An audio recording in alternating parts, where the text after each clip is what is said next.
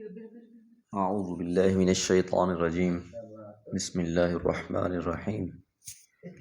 ان يدعون من دونه الا اناثا وان يدعون الا شیطانا مریدا لعنۃ اللہ وقال لأتخذن من عبادك نصیبا مفروضا۔ سورۃ النساء آیات 117 اور 118۔ ان یدعون نہیں پکارتے وہ من دونہ اس اللہ کے علاوہ الا اناسا سوائے مؤنث کو۔ اناسا انسا کی جمع ہے یعنی مؤنث،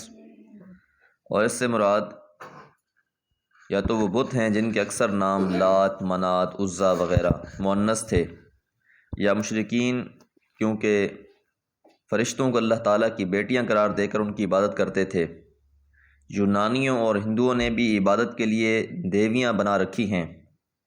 مسلمانوں نے ان کی دیکھا دیکھی ایسی ہستیوں کے ایسے اوصاف مشہور کر رکھے ہیں جنہیں وہ نعوذ باللہ اللہ کی محبوبائیں اور اللہ تعالیٰ کے ساتھ ان کا تعلق ایسے پیش کرتے ہیں، بلکہ ان کے خیال میں جو پہنچے ہوئے ہیں وہ اپنی وضع و قطع بھی عورتوں والی بنا کر رکھتے ہیں، وہی چوڑیاں، وہی زیور وغیرہ۔ حالانکہ رسول اللہ صلی اللہ علیہ وسلم نے اس مرد پر لعنت فرمائی جو عورت کا لباس پہنے، اور اس عورت پر جو مرد کا لباس پہنے۔ ان یدعون، اس آیت میں اللہ تعالیٰ نے شرک کی وضاحت اللہ کے سوا کسی دوسرے کو پکارنے کے ساتھ کی ہے، کیونکہ عبادت میں اصل ہے ہی پکارنا، جیسے رسول اللہ صلی اللہ علیہ وسلم نے فرمایا الدعاء هو العبادہ، پکارنا ہی تو عبادت ہے۔ جو شخص بھی غیبی مدد کے لیے کسی کو اللہ کے سوا پکارتا ہے وہ مشرک ہے، کیونکہ عبادت اسی پکارنے ہی کا نام ہے، بلکہ عبادت کی جتنی بھی صورتیں ہیں یعنی قیام، رکوع، سجدہ، نظر و نیاب، پکارنا وغیرہ، ان سب کا اصل مقصد کسی کو غیبی قوتوں کا مالک جان کر مانگنا ہی ہوتا ہے۔ کوئی اللہ تعالیٰ کے ساتھ یہ معاملہ کرتا ہے تو اس سے مانگتا ہے،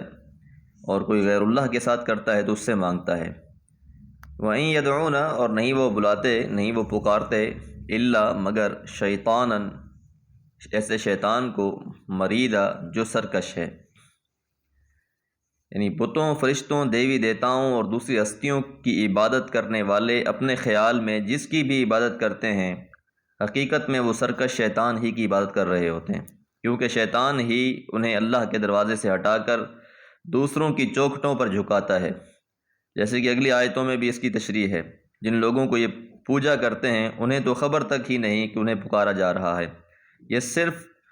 اور صرف شیطان کے کہنے پر اپنے وہم و گمان سے بنائی ہوئی ہستیوں کو پوج رہے ہیں، جس طرح شیطان نے لوگوں کے ذہن میں یہ بات ڈال دی ہوتی ہے کہ یہ مورتی، یہ مجسمہ، یہ درخت یا کوئی بھی ہستی اس کے لیے فائدے اور نفع کا باعث ہے، تو انسان اس کی عبادت شروع کر دیتا ہے۔ یہ محض وہم ہوتے ہیں۔ اور ایک کیسا شیطان ہے؟ شیطان مریدہ، جو بھٹکا ہوا ہے، سرکش ہے۔ لعنہ اللہ، اس پر تو اللہ کی لعنت ہو گئی تھی، اس نے جب اللہ کی نافرمانی کی تھی تو اللہ تعالیٰ کی رحمت سے یہ محروم کر دیا گیا تھا۔ یاد رہے کہ جب بھی لعنت کی طرف لعنت جو ہے وہ اس کی نسبت اللہ کی طرف کی جائے تو مطلب یہ ہوتا ہے کہ اللہ کی رحمت سے محرومی، کیونکہ کوئی بھی شخص اگر اللہ کی رحمت سے محروم کر دیا گیا تو اس شخص کا ٹھکانہ جہنم ہوگا، اور شیطان کو بھی اس لیے وہاں سے دھتکار کر نکال دیا گیا تھا۔ وقال، اور شیطان نے کہا تھا، لأتخذن، میں ضرور بضرور بنا دوں گا یا لے لوں گا، من عبادک، تیرے بندوں میں سے، نصیباً، حصہ، مفروضہ، مقرر، یعنی تیرے بندوں میں سے ایک گروہ کو اپنی راہ پر ڈال دوں گا،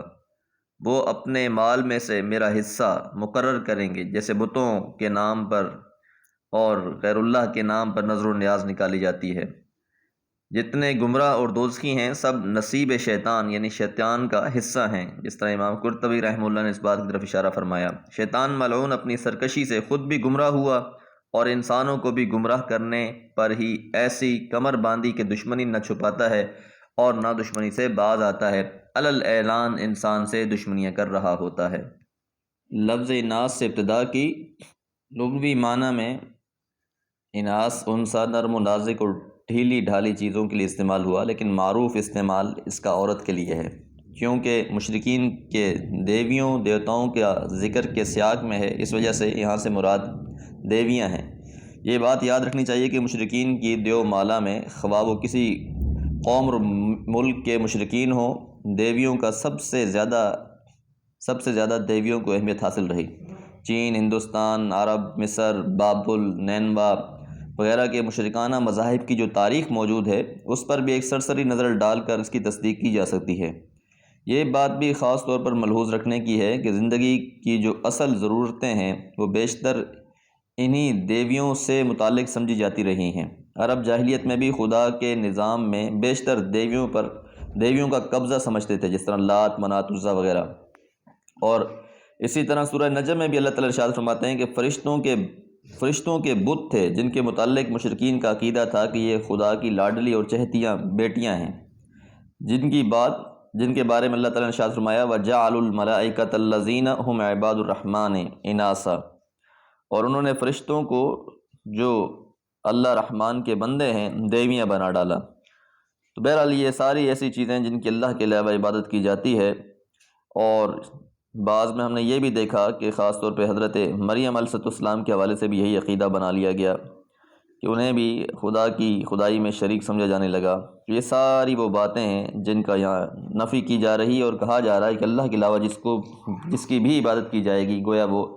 شیطان کی راہ پر چلنے والی بات ہوگی۔ اللہ تعالیٰ سے دعا ہے کہ اللہ تعالیٰ ہر قسم کے شرک سے محفوظ رکھے۔ وما علیہ الا البلاغ۔